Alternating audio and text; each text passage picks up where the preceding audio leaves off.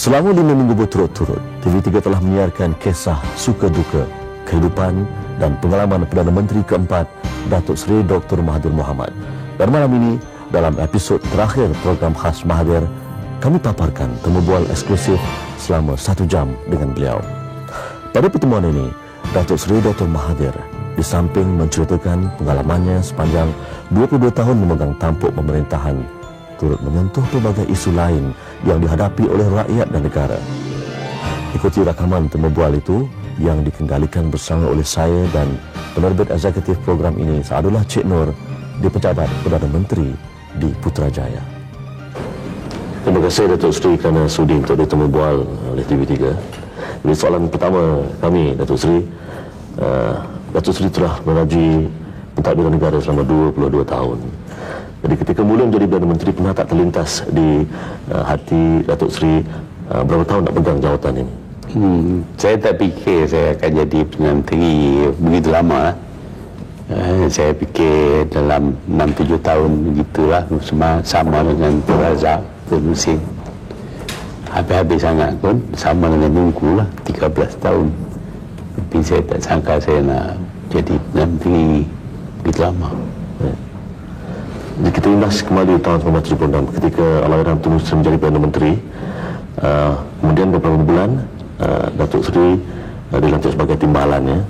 Pernah tak Allahyarham Tun Husin menjelaskan kenapa dia memilih Datuk Seri?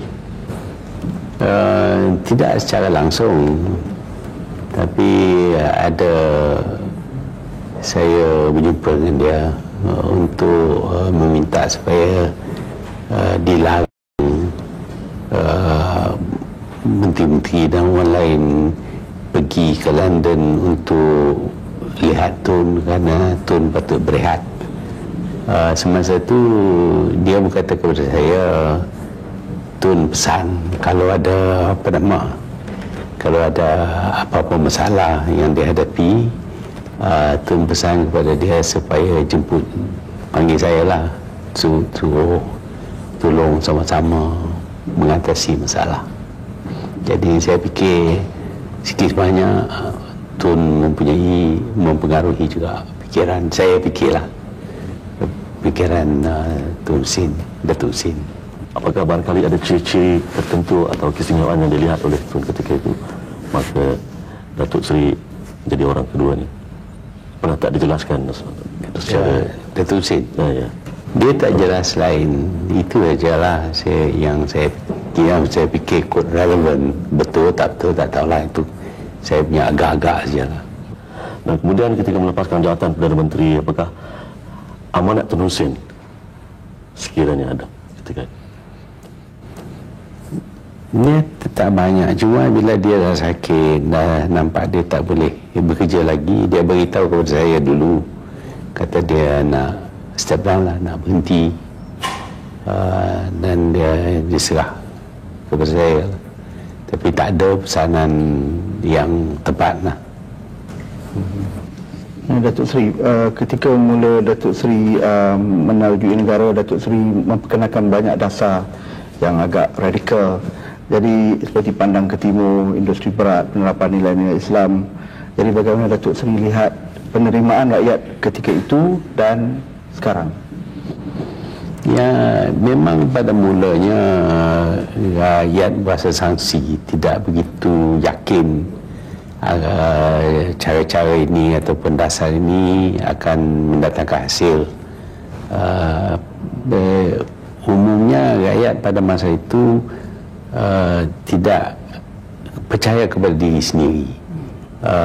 Yang mereka percaya bahawa orang lain lebih baik daripada mereka dan mereka tak mungkin buat sesuatu yang boleh dilakukan oleh orang lain. Tidak ada confidence.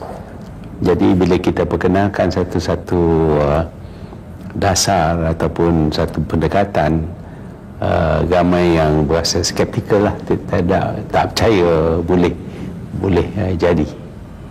Tapi sekarang ni saya fikir walaupun masih ada kritik-kritik terhadap apa juga pendekatan baru yang diperkenalkan, tapi umumnya resistance itu sudah kurang lah. Ramai yang boleh terima dan sanggup menjayakan. Dan apa kata kalau dasar baru ini, dasar projek ini dipindah ataupun dimansuhkan oleh pengganti-pengganti Datuk Seri di masa akan datang, bagaimana itu? Yang itu terpulanglah kepada pengganti saya. Saya buat apa yang saya fikir baiklah. Kalau ada orang yang fikir ada cara yang lebih baik, itu hak mereka lah, bukan hak saya nak menghalang ataupun mengkritik. Jadi Datuk Seri, apakah keputusan yang paling suka Datuk Seri terpaksa ambil sepanjang menjadi Perdana Menteri? Saya fikir berkenaan dengan krisis mata wang, untuk membuat keputusan yang bertentangan dengan pendapat seluruh dunia yang tidak pernah dilakukan oleh sesiapa adalah sesuatu yang amat membimbangkan. Saya sendiri pun saya takut kalau saya dasar ini gagal, dan saya tentulah akan jadi mangsa. Itu yang menyebabkan saya rasa cemas. Tapi Datuk Seri tidak keseorangan ketika membuat keputusan menentukan bagaimana menangani krisis mata wang itu. Ya, saya buat 2-3 cadangan dan ditolak oleh rakan-rakan. Sehinggalah cadangan yang saya buat itu saya dapat berhujah dengan semua ahli Exco M10 yang sebenarnya orang lain kita tak beritahu pasal perkara ini sulit, dan mengambil masa 6 bulan untuk yakinkan ahli-ahli Exco M10 bahawa cara ini boleh menyelesaikan masalah kita. Jadi semua keputusan dibuat hanya selepas dipersetujui, bukan saya buat seorang, tidak. Saya terpaksa menjelaskan kenapa ini harus dibuat. Itu kena ada keputusan yang outcome-nya positif, Datuk Seri. Tapi ada tak antara keputusan yang Datuk Seri pernah buat, and then on hindsight, apabila dikaji semula didapati ini kurang tepat ataupun macam mana? Pernah? Atau ada? Ada juga pendekatan yang tidak menghasilkan kejayaan yang sebenarnya. Kebanyakannya berkenaan dengan pelaksanaan dasar ekonomi baru. Kita percaya bahawa kalau kita wujudkan peluang, maka ini akan menyelesaikan masalah. Tetapi hanya dengan mengadakan peluang sahaja tidak menyelesaikan masalah. Sebaliknya, dia menimbulkan lain jenis masalah. Umpamanya kita dapati dependency syndrome, iaitu langsung bergantung kepada kerajaan, sudah menjadi satu budaya yang agak sukar kita atasi. Dahulu tidak ada, kerana dulu tidak ada peluang yang diulu oleh kerajaan. Tapi sekarang ni dependensi ke atas kerajaan ni terlalu sangat. Diberikan peluang untuk membuat keputusan sekali lagi, apakah yang Datuk Seri akan lakukan ketika itu seharusnya? Ya, kita harus wujudkan peluang, tetapi kita perlu lebih berhati-hati dan tidak terlangsung sangat memberi layanan yang begitu mudah didapati daripada kerajaan. Ini ada kaitan juga dengan sistem demokrasi, kerana kita selalu diunggut. Kalau kita tak layan, maka kita tidak akan dapat sokongan. Dan dalam sistem demokrasi, bukan saja rakyat menimbang kebaikan sesuatu, rakyat sanggup terima keburukan bagi jangka masa panjang asalkan dia dapat sesuatu dalam jangka masa pendek. Datuk Seri, apakah mentadbir negara yang berbilang kaum ini satu kerja yang sukar? Ya, memang sukar, terutama apabila kaum-kaum ini pencapaian mereka tidak sama. Bukan saja kita perlu mengintegrasikan kaum, tetapi juga kita perlu menaikkan satu kaum supaya mereka akan dapat taraf yang sama dengan kaum yang lain. Dan proses ini menyebabkan yang maju itu kurang puas hati lah. Jadi sebab untuk persisihan faham ini banyak, dan keadaan lebih mirip kepada menjurus kepada perpecahan. Jadi kita terpaksa nak jaga pembangunan satu kaum supaya dia dapat taraf yang sama dengan yang lain, dan yang keduanya kita nak menyatukan kaum-kaum ini supaya ada harmoni dan tidak ada huru-hara dalam negara. Ini memerlukan strategi yang sukar dicipta dan dilaksanakan. Apakah pada pendapat Datuk Seri kedua objektif tadi itu sudah tercapai sekarang? Separuh tercapai. Yang hakikatnya ialah siapa juga tidak boleh menafikan bahawa di Malaysia tidak ada rusuhan kaum seperti yang terdapat di kebanyakan negara-negara berbilang kaum. Di masa yang sama, ketegangan tetap ada juga sedikit sebanyak, dan kadang-kadang di sana sini berlaku perbuatan yang tidak diingini ini. Datuk Seri telah raise the bar lah, orang putih kata jawatan Perdana Menteri Malaysia ni satu tahap yang agak tinggi ya. Setiap Perdana Menteri yang akan datang tidak akan diukur dengan kayu pengukur Mahathir ni. Apa komen Datuk Seri?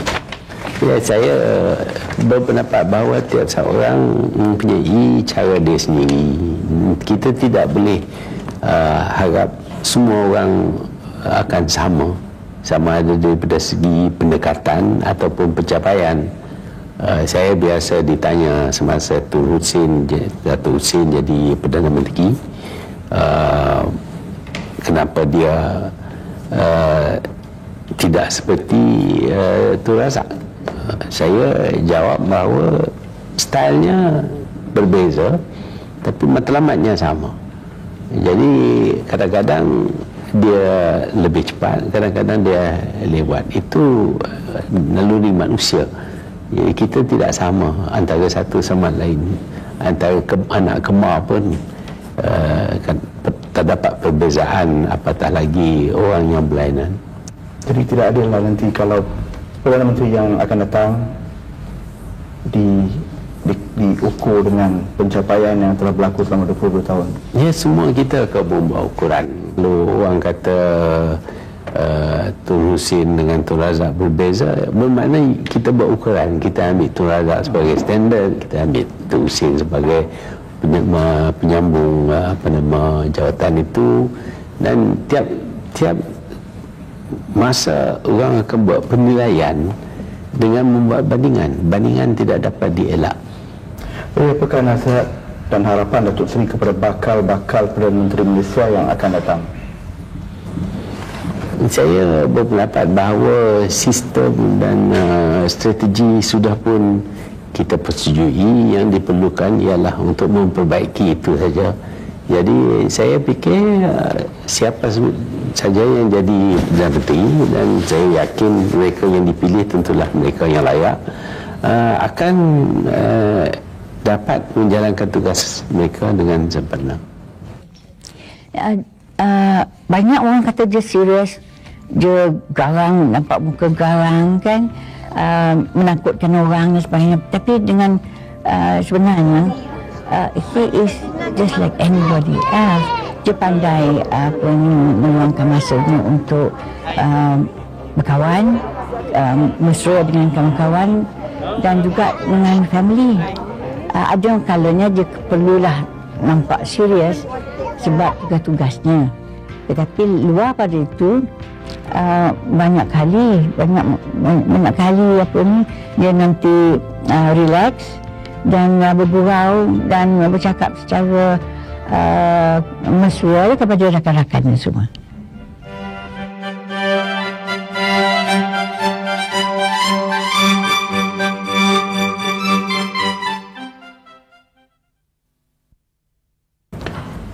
Datuk Seri seorang yang lantang bersuara memperkatakan pelbagai isu antarabangsa, terutama isu-isu yang membabitkan kepentingan dunia ketiga. Tapi perkara ini kebanyakan tak disenangi oleh pemimpin barat. Jadi apa yang kita dapat daripada semua ni? Apa yang Malaysia dapat? Negara dunia ketiga tak boleh nak bantu kita tu masa kita susah hari itu. Jadi kenapa, apa yang kita dapat daripada?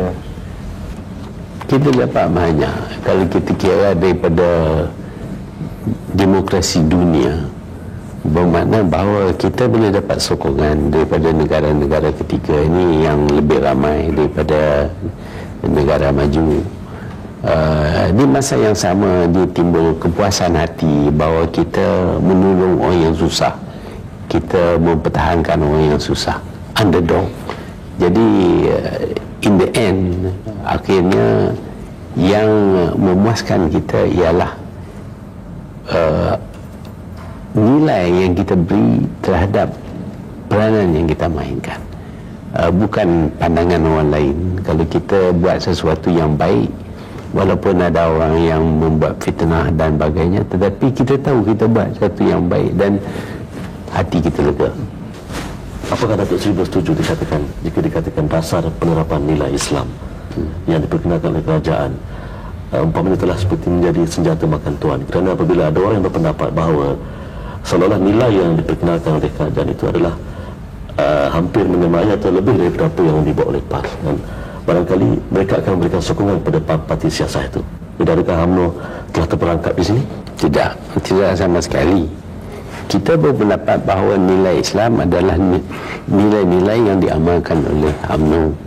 Nilai tolerance, persaudaraan sesama orang Islam, brotherhood, persaudaraan ni, berbaik-baik dengan semua orang Islam, tidak bermusuh, berpegang kepada tafsiran agama yang sebenar. Kerana kita tahu sejak wafat Nabi 1400 tahun lebih dahulu, agama Islam ini telah ditafsir oleh beribu orang, dan masing-masing membuat tafsiran mereka sendiri, dan banyak daripada tafsiran-tafsiran ini tetap lari daripada ajaran Islam yang sebenar. Umpamanya, sedangkan kita beritahu orang yang mengucap 2 kalimah syahadat, yang mengaku Tuhan yang satu dan Nabi Muhammad adalah Rasulnya, adalah orang Islam. Tetapi ada orang lain yang memasukkan macam-macam syarat, termasuk syarat kalau nak jadi Islam mesti menyertai parti PAS. Kalau menyertai undi bagi parti PAS dapat masuk ke syurga. Ini bukan Islam, ini politik orang tertentu. Sebab itu mereka sanggup sampai kata Tuhan itu something, Tuhan suka mencarut, hanya kerana membuat tafsiran yang tak kena. Al-Mutakabir umpamanya sepatutnya bermakna dia adalah satu orang yang dikatakan sombong, Tuhan mempunyai sifat sombong dan sebagainya, tapi bukan semacam dengan manusia. Sombong dia bukan semacam manusia. Jadi kita buat bandingan dengan manusia, ini salah. UMNO pegang kepada ajaran Islam yang sebenar. Kita perlu wujud keamanan dalam negara kita. Ini disuruh sesiapa yang mencetuskan huru-hara dalam masyarakat itu membuat perkara yang berdosa. Kita cuba untuk mengamankan negara kita. Kita cuba untuk membangunkan negara kita. Kita cuba untuk memperkuatkan negara kita supaya kita tidak akan ditakluk oleh musuh kita. Semua ini adalah nilai-nilai Islam yang kita pegang. Apa dia nilai Islam yang dipegang oleh PAS? Yang pertamanya, dia menolak sebahagian daripada orang Islam. Dia berkata UMNO ni kafir. Kita tak pernah kata dia kafir, kita kata dia buat tafsiran tak betul, dia tak kata dia kafir. Tapi ini yang betul-betul pegang kepada nilai Islam ialah kerajaan. Malangnya kadang-kadang adalah orang-orang yang pergi ke pejabat-pejabat bawa tafsiran yang salah kepada pegawai-pegawai sehingga mereka menyeleweng. Datuk Seri, Parti UMNO adalah dua parti Melayu yang berbeza dari segi ideologi, approach. Jika lihat keadaan sekarang, ternyata kedua parti tak ada sehaluan, tidak boleh bersatu. Apakah kewujudan dan kejayaan salah satu daripada parti ini bergantung kepada kemusnahan, kekalahan parti yang satu lagi itu? Adakah saingan UMNO dengan PAS ni satu zero sum game? Kita biasa bersatu dengan PAS dulu dalam Barisan Nasional, dan kita dapati apabila dia berada dalam kerajaan, dia menyalahgunakan kuasa kerajaan untuk kepentingan partinya, memperluaskan kepentingan parti. Kita jadikan mereka menteri yang bertanggungjawab kepada Felda umpamanya. Mereka menggunakan kesempatan itu untuk mengembangkan PAS di kalangan peserta-peserta Felda, sehingga ke hari ini kita dapati masalah dengan peserta-peserta Felda.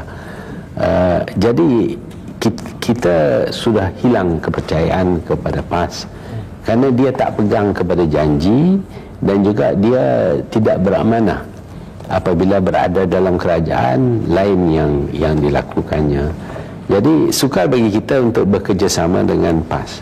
Tetapi dalam sebuah demokrasi kita perlu kepada pembangkang. Sebabnya kerana pembangkang akan membuat teguran. Sama ada betul tak betul itu soal lain, tapi teguran dibuat dan kita boleh jelas.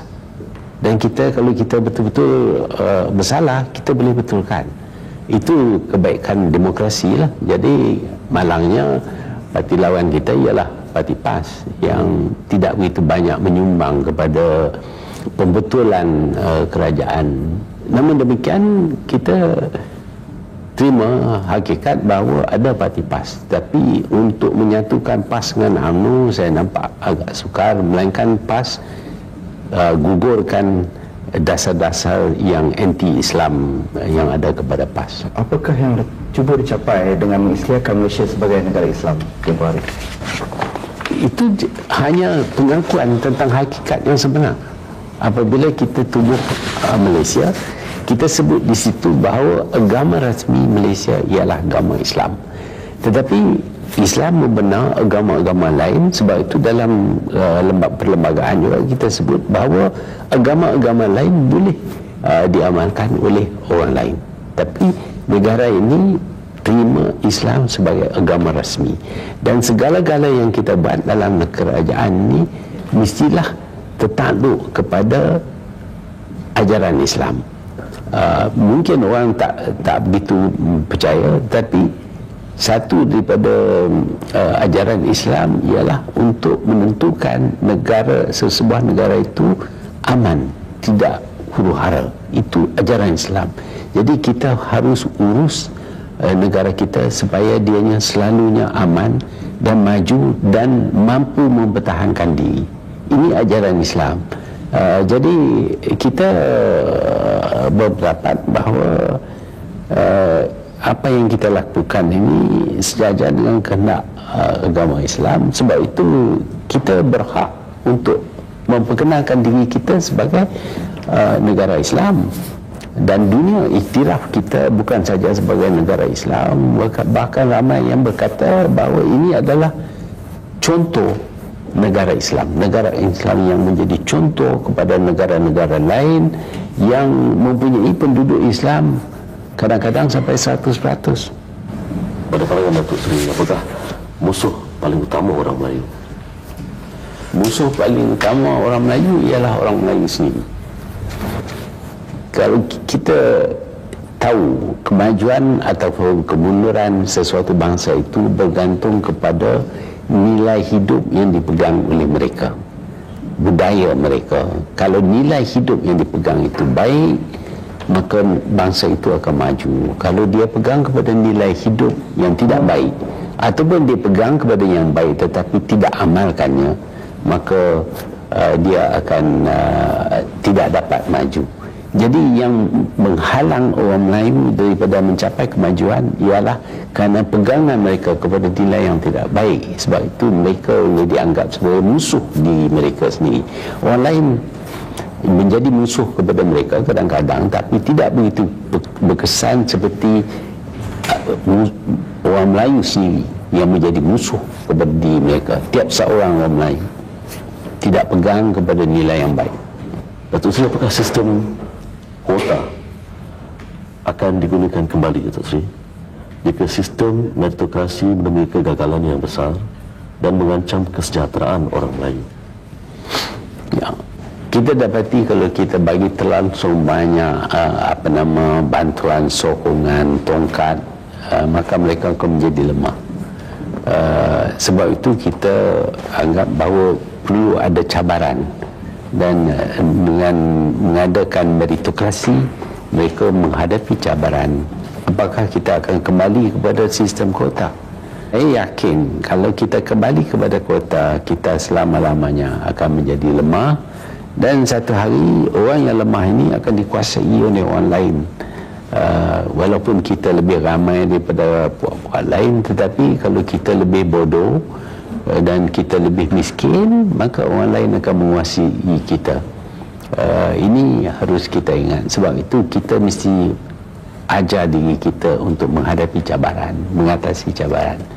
Kalau kita tak nak, kita tak ada hak untuk menahan orang lain. Kita bagi peluang untuk belajar ke universiti, tetapi kenapakah 70% penuntut universiti terdiri daripada wanita Melayu? Kenapa? Apakah yang dilakukan oleh lelaki, budak-budak lelaki ni apa dia buat?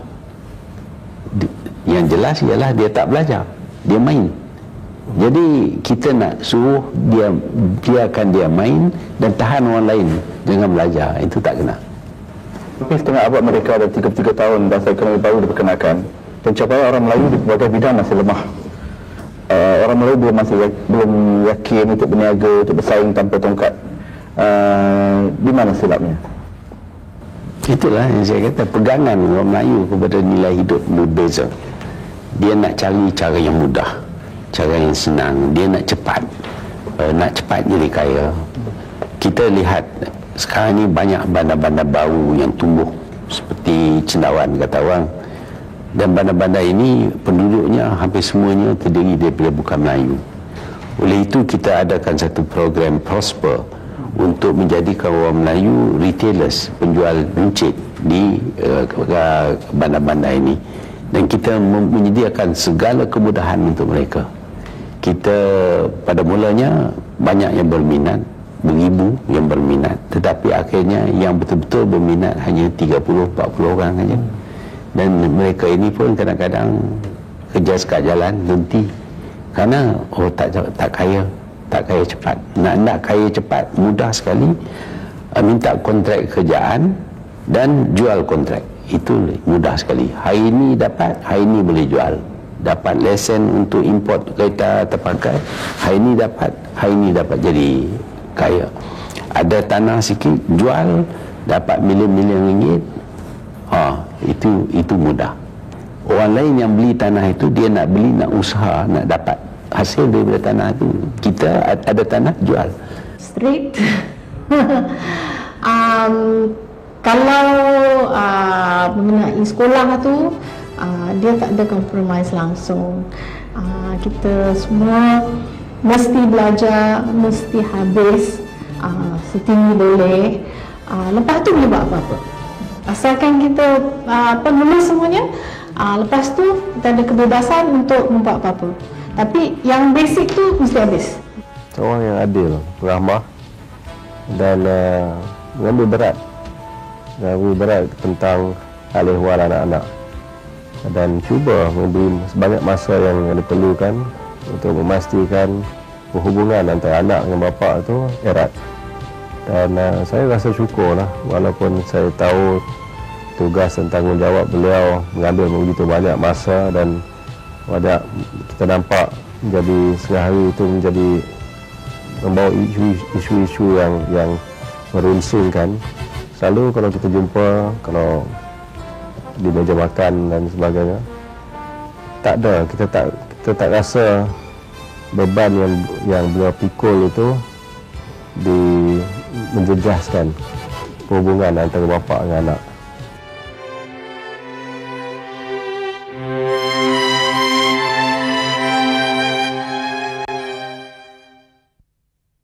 Datuk Seri akan dikenal sebagai bapa ekonomi Malaysia moden. Tapi sewaktu Datuk Seri memperkenalkan dasar industri berat, ramai yang mengkritik dasar itu. Mereka lebih suka Malaysia kekal sebagai negara pengelola bahan utama bahan mentah. Kata mereka, dulu kita jual bahan mentah tu kita dapat duit.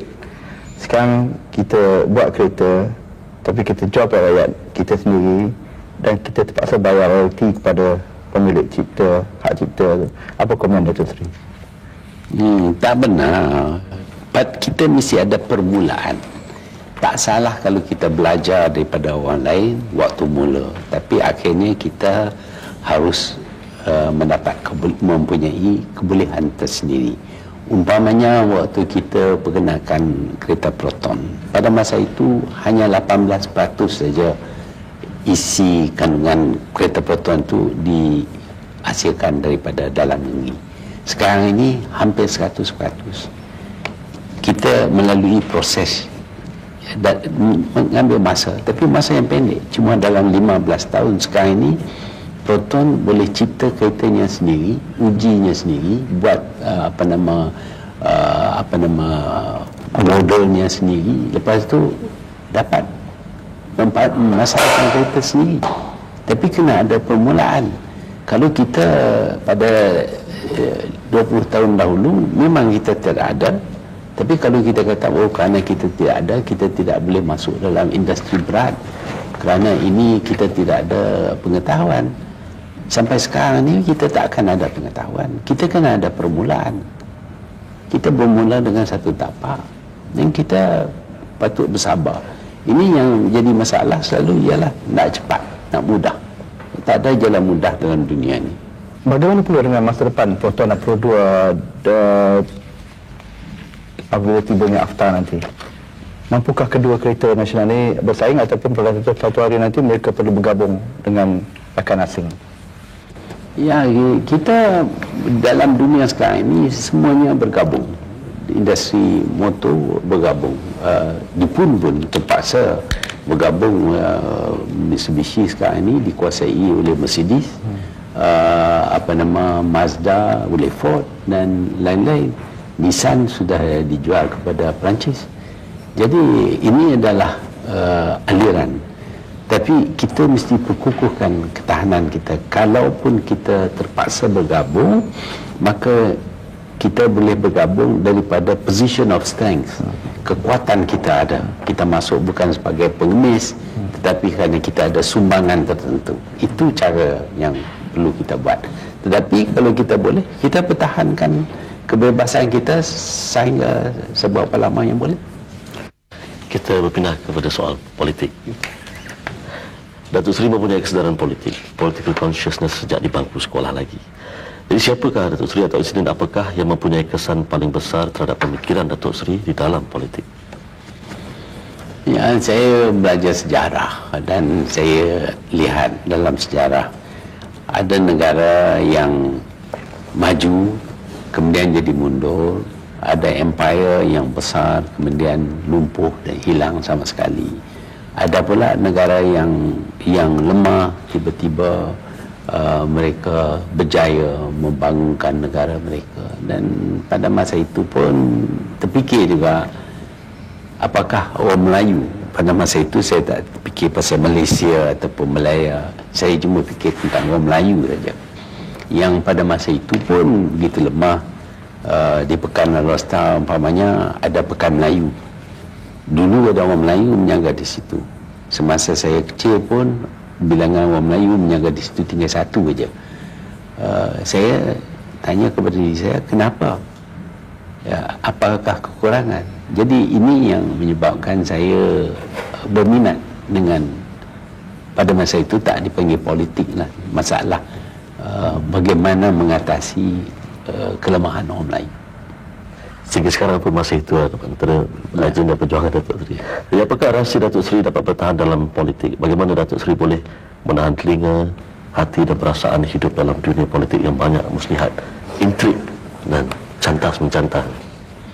Ya, saya tak benar saya dipengaruhi oleh cerita-cerita yang sampai kepada saya.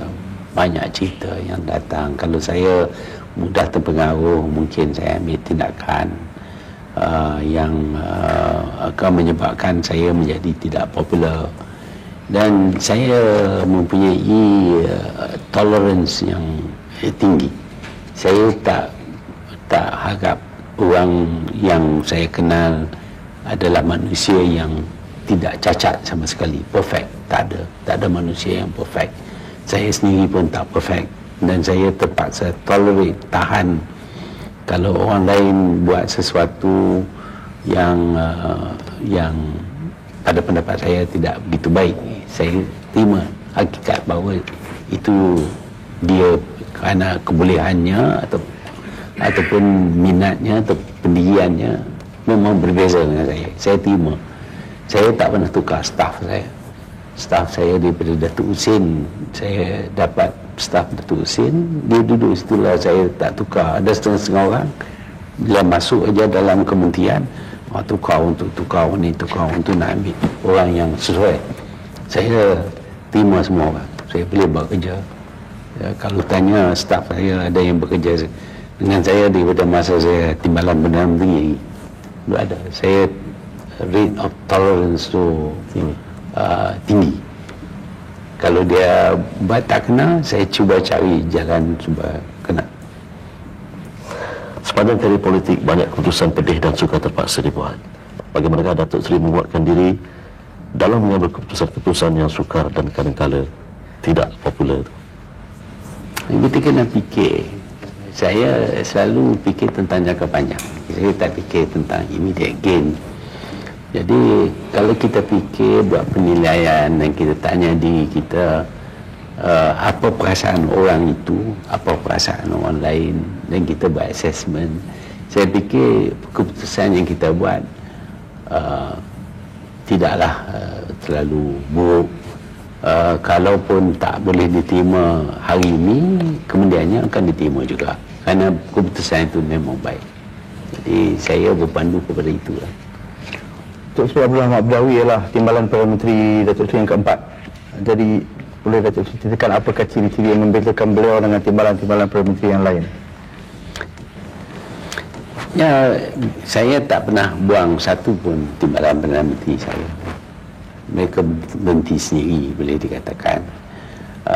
Cuma yang Datuk Seri Anwar, iaitu saya tak bolehlah terima orang yang moral kurang begitu sekali, saya tak boleh terima. Tapi itu pun saya tak buang dia daripada jadi timbalan Presiden UMNO, iaitu tindakan itu dibuat oleh Majlis Tertinggi.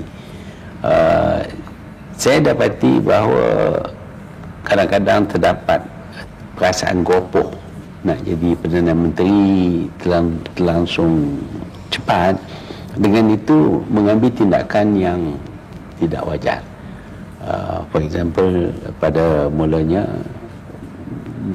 Datuk Tan Sri Musa Hitam, dia berhenti sendiri, dia letak jawatan, bukan saya buang dia.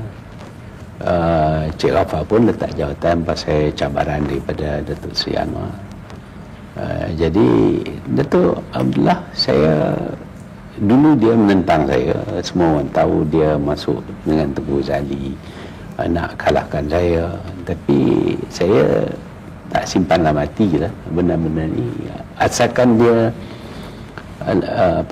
setia kepada UMNO dan setia kepada perjuangan orang Melayu, saya terima lah. Cara mungkin lain, style mungkin lain, tapi matlamat sama.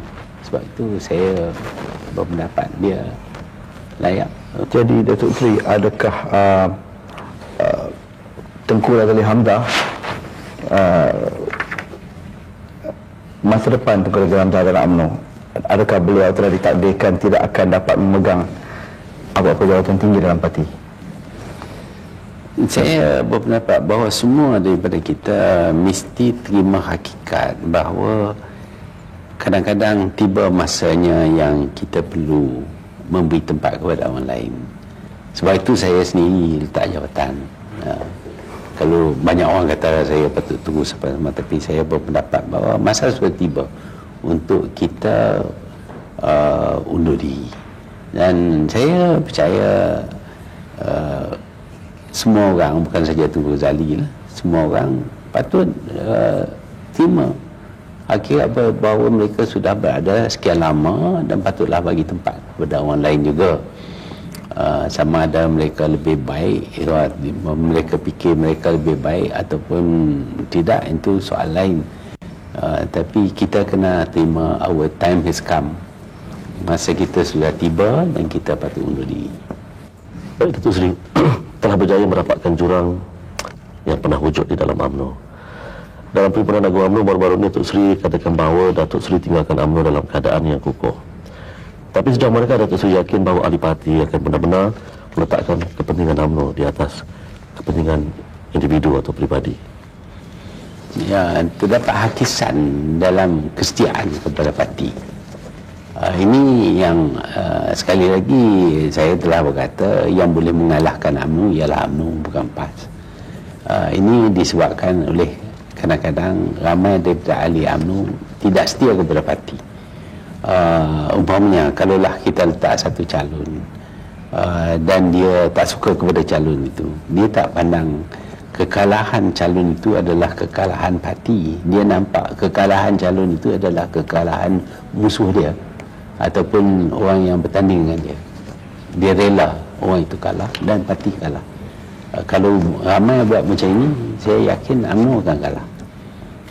Kita harus ingat bahawa yang jadi calon itu cuma wakil parti saya, bukan parti. Yang kita sokong ialah parti.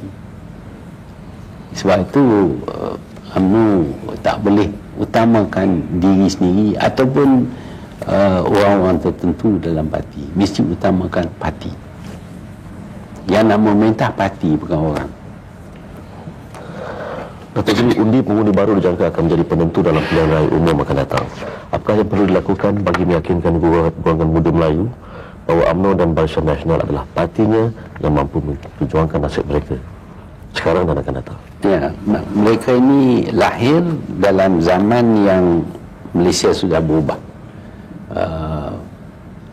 Ternampak segala-galanya ada di Malaysia. Mereka hidup senang lenang, tidak pernah melalui cabaran, tidak pernah dijajah dahulu.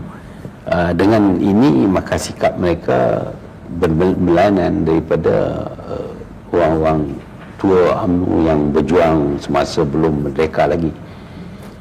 Dengan itu kita perlu memberi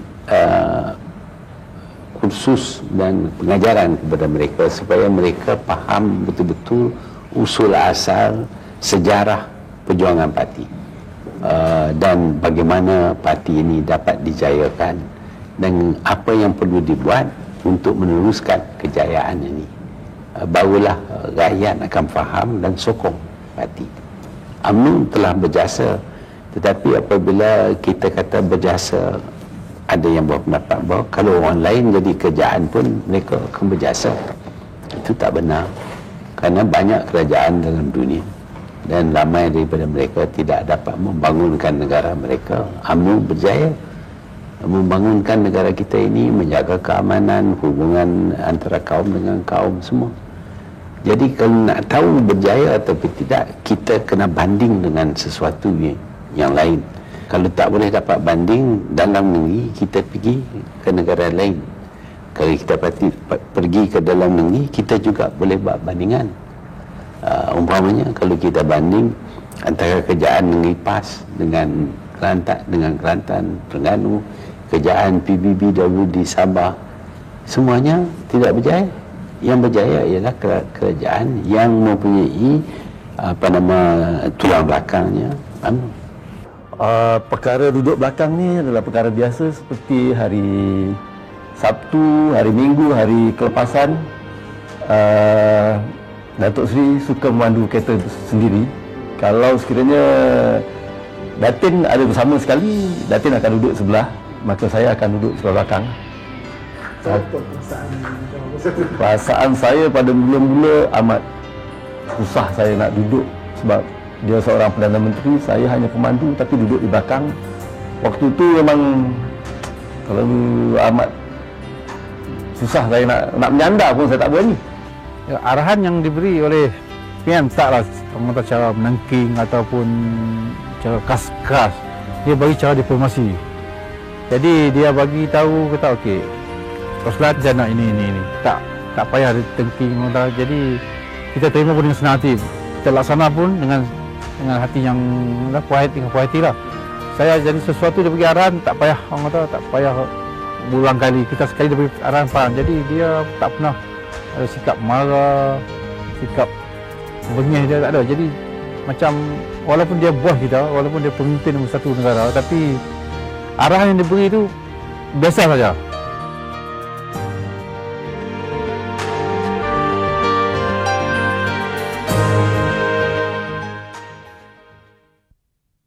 Soalan ini Datuk Seri, kenapakah pada pandangan Datuk Seri kita harus melayan Singapura?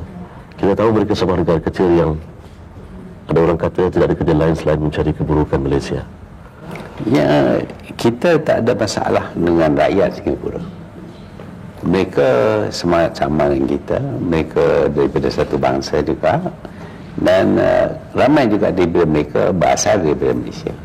Tapi mereka mempunyai sebuah kerajaan yang tidak pernah ditentang oleh sesiapa, yang tidak boleh ditentang oleh sesiapa. Dengan itu mereka tidak begitu faham tentang pendapat orang lain. Mereka kadang-kadang bersikap tidak diplomatik. Umpamanya mendedahkan surat yang kita tulis ke personal didedah, ini adalah amalan yang tidak baik. Namun demikian, kita tidak bermusuh dengan Singapura per se. Kita cuma tidak bersetuju dengan beberapa tindakan ataupun pendirian Singapura. Dengan itu kita tidak harus berseteru seolah-olah mereka adalah musuh. Mereka bukan musuh, tapi kerajaan mereka mengambil sikap yang tidak bertimbang rasa. Tak pernah ada apapun barang yang dijual dengan harga 3 sen pada tahun 1927 yang masih dijual dengan harga 3 sen sekarang. Ini yang kita soal. Tapi mereka kata itu mengikut perjanjian. Tapi perjanjian boleh dipindah dan ada peruntukan untuk dipindah perjanjian. Bagaimana cara kerajaan di masa akan datang, kerajaan Malaysia di masa akan datang melayan Singapura? Ya, kalau mereka baik, kita baik. Kalau mereka sanggup berunding, kita berunding. Kita tak ada nak tolak mereka. Kita janji kita akan beri bekalan air selama yang diperlukan, tetapi bekalan air untuk kegunaan individu dan juga sedikit sebanyak untuk industri mereka. Tapi nak suruh kita bagi air supaya mereka dapat proses dan jual kepada orang buat untung banyak-banyak, itu saya tak setuju lah. Kita pun semua tak setuju. Datuk Seri, ini kisah persaraan Datuk Seri. Jika diminta memikul tanggungjawab mentadbir Malaysia sekali lagi, adakah Datuk Seri akan melakukannya? Saya dah bersalah, saya bersalah lah. Saya tak balik dah. Apakah pengorbanan paling besar yang Datuk Seri terpaksa lakukan demi tugas kepada negara? Ialah masa saya terpaksa belakangkan sedikit kepentingan keluarga. Sepatutnya tahun saya umur 55 saya betul pension lah, tapi sekarang saya kerja 20 tahun lebih daripada tarikh saya patut pension. Jadi kalau saya pension, bolehlah saya rehat sikit. Itulah yang boleh dikatakan korban sedikit. Tapi saya akui bahawa saya tak berasa berat kerana saya suka dengan kerja saya. Kalau kita buat kerja yang kita suka buat, kita tak berasa letih. Ini, apakah ada sesuatu perkara yang barangkali Datuk Seri rasakan adalah ralat Datuk Seri dapat melakukan dalam tempoh pentadbiran Datuk Seri sekiranya ada? Macam mana? Contohnya, kalau dapat dilakukan, Datuk Seri akan lakukan, tapi tidak sempat atau ada satu perkara yang menghalang untuk lakukan, ralat lah orang kata. Ya, kalau saya dapat lakukan, saya berpendapat bahawa kita harus berani mengambil tindakan yang agak keras sedikit terhadap orang kita, orang Melayu, supaya mereka tidak akan menjadi lemah. Tetapi kerana kita amalkan sistem demokrasi, dan kalau kita nak buat benda yang baik sekalipun tetapi tak disukai oleh orang, maka kita dengan kerana sistem demokrasi kita tak dapat buat. Tapi kalau tidak, saya lebih keras daripada ni. Saya bapa saya guru, dan dia keras disiplin kepada diri saya. Kalau tak buat sesuatu, saya kena marah. Tapi saya terimalah. Akhirnya saya dapatlah kerja menggali lebih baik sikit dengan orang lain, ada disiplin diri dengan lebih sikit, kerana pengalaman saya dengan bapa saya dan mak saya juga. Jadi kalau saya anggap sebagai diri saya sebagai bapa lah, kalau saya nak kadang-kadang bahasa nak dora juga orang Melayu ni supaya dia faham sikit dunia manusia tidak ada terhutang budi ataupun terhutang apa-apa kepada dia mesti buat kerja sendiri. Apakah yang Datuk Seri rasa Datuk Seri terhutang kepada kedua-dua ibu bapa Datuk Seri? Ibu bapa saya memberi didikan pengajaran yang cukup bagi saya lah, ajar saya tentang apa yang baik, apa yang buruk, bentuk peribadi saya, suruh saya kerja, belajar betul-betul, rajin, jangan sombong sangat, macam-macam lah. Saya hutang banyak kepada mereka. Jadi jika ada anak-anak Datuk Seri yang ingin menceburi bidang politik, apakah nasihat yang akan diberikan? Diri kaki sendiri lah. Jangan harap kata oleh kerana bapa mereka adalah Perdana Menteri maka mereka ada satu hak. Tak ada hak. Saya tak suka kepada dinasti. Tetapi di masa yang sama, kalau mereka kerana usaha mereka sendiri, mereka berjaya dipilih apa-apa, itu masalah mereka lah. Tapi jangan kata saya bin Mahathir, oleh itu saya ada tempat yang lebih. Tak ada tempat lebih. Dan Datuk Seri akhir sekali, apakah pesanan Datuk Seri kepada sekalian rakyat Malaysia? Ya, saya tak ada lain melainkan meneruskan kehidupan yang toleran dalam masyarakat majmuk ini, dan juga berusaha dengan cukup kuat untuk menjayakan negara, kerana kejayaan negara akan membawa manfaat kepada kita semua. Jadi, terima kasih Datuk Seri kerana sudi bersama atau ditemu Bualo di TV3. Yang pasang ada surutnya, dan setiap yang bermula pasti ada akhirnya. Kepada Datuk Seri Dr. Mahathir, kami ingin menyampaikan penghargaan kerana sudi berkongsi pengalaman beliau untuk program eksklusif ini. Selamat bersara Datuk Seri. Sekian, saya Zainal Arifin Ismail bagi pihak kru di studio mengucapkan terima kasih kerana menonton. Salam hormat. Siang telah berlalu, malam telah berganti, melakukan sejarah.